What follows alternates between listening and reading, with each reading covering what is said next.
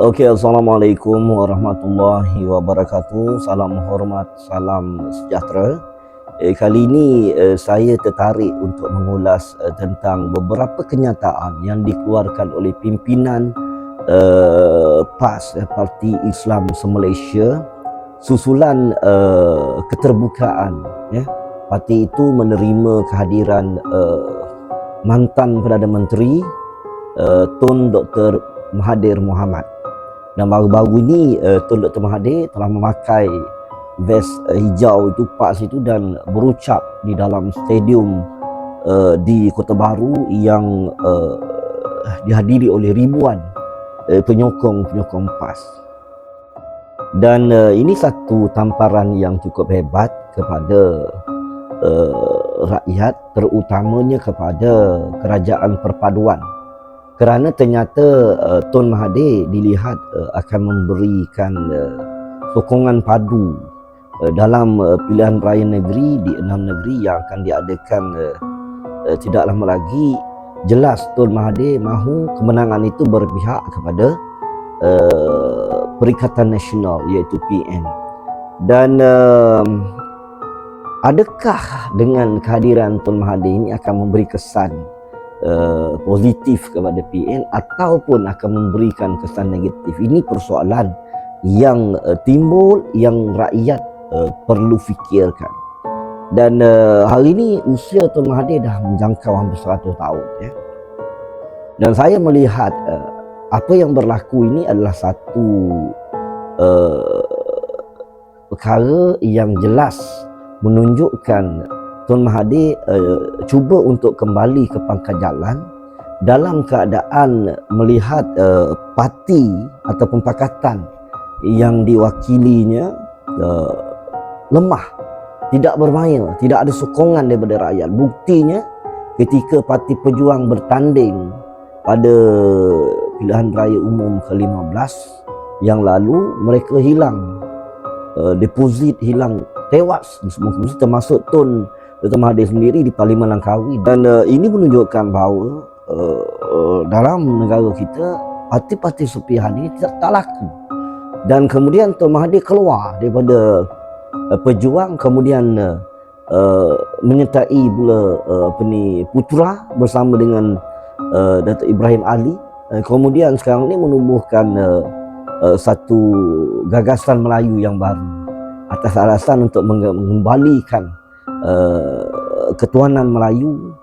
Dan yang kononnya sekarang ni dah cuba untuk diubah oleh bukan Melayu di negeri ini dan membawa isu-isu perkauman yang jelas dan nyata untuk menarik kembali kepercayaan orang-orang Melayu kepada parti-parti seperti Perikatan Nasional dan sebagainya, yang kononnya diwakili ataupun terdiri daripada orang-orang Melayu. Walhal semua tahu dalam PAS itu ada kelab penyokongnya, ada yang terdiri daripada bukan Melayu. Kemudian di dalam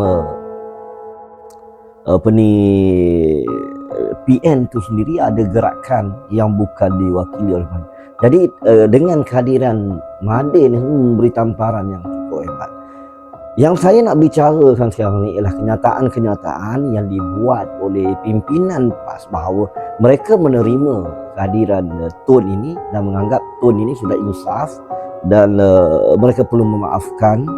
Dan mereka mengambil contoh pada zaman Rasulullah yang memaafkan sahabat-sahabat yang berlaku kejam, berlaku zalim sebelum kedatangan Islam, perbuatan-perbuatan sahabat-sahabat yang ketika itu hidup pada zaman jahiliah. Dan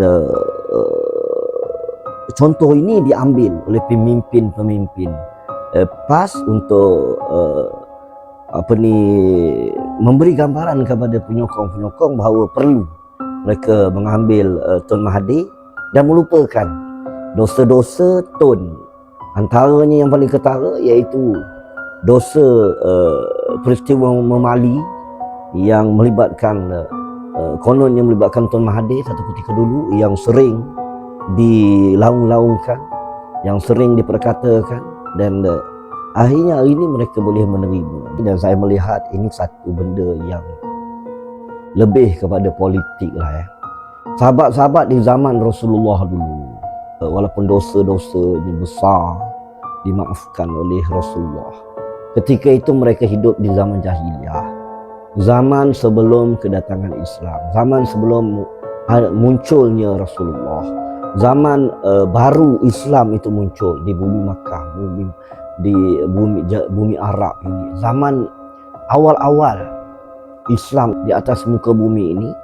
Dan Nabi Muhammad sallallahu alaihi wasallam itu menjadi pesuruh Allah, menjadi Rasulullah. Jadi tidak ada apa yang kita boleh berkatakan sekiranya Rasulullah mengampunkan dosa-dosa sahabat-sahabat, hatta ada yang membunuh, ada yang merogol, ada yang minum arak dan sebagainya, kerana ketika itu mereka hidup pada zaman jahiliyah. Tapi apa yang berlaku hari ini, saudara, Tun Mahathir ini hidup zaman jahiliyah ke zaman moden? Kita dah duduk dalam 1400 tahun selepas kewafatan Nabi Muhammad sallallahu alaihi wasallam. Patutnya Islam itu sudah diterima. Bukan boleh kata dia belum terima Islam. Seolah-olah Tun Mahathir ni baru nak masuk Islam, nak diampunkan, suci bersih, macam orang kafir masuk Islam. Tak betul tu. Mahathir ni pernah menghina janggutan, mengatakan zaman dulu tu tak ada pisau cukur. Dan yang keduanya menghina Islam ini perlu berubah ikut zaman. Macam-macam lagi lah. Tak perlu saya nak kata, anda boleh cek sendirilah. Tapi saya nak cerita hari ni Tun ni bukannya baru nak masuk Islam. Hari ni Tun ni dah terdesak sebab politik, dah tak boleh pergi, dah nak pergi sana tak boleh, pergi sini tak boleh. Dan ini juga membuktikan bahawa hari ni dia ikut balik Perikatan Nasional, dia follow balik Tan Sri Muhyiddin Yassin, menunjukkan bahawa hari itu yang diletak jawatan beri Muhyiddin Yassin jadi Perdana Menteri itu betul lah, bahawa hari itu game yang dilakukan oleh Tun Mahathir. Dan Pak harus ingat bahawa ciri-ciri orang munafik ini banyak, kan? Ciri-ciri orang, kalau betul Tun Mahathir ni masuk PAH, menyokong PAH itu, dia dah insaf, okey lah. Kita takut nanti 2-3 bulan lepas ni dia dah berubah pula. Aduh, ini yang berlaku kepada Pakatan Harapan dulu, menerima Tun Mahathir ni dengan sepenuh hati, sebab memikirkan dia dah insaf, dah tua ni dah insaf lah maksudnya kan.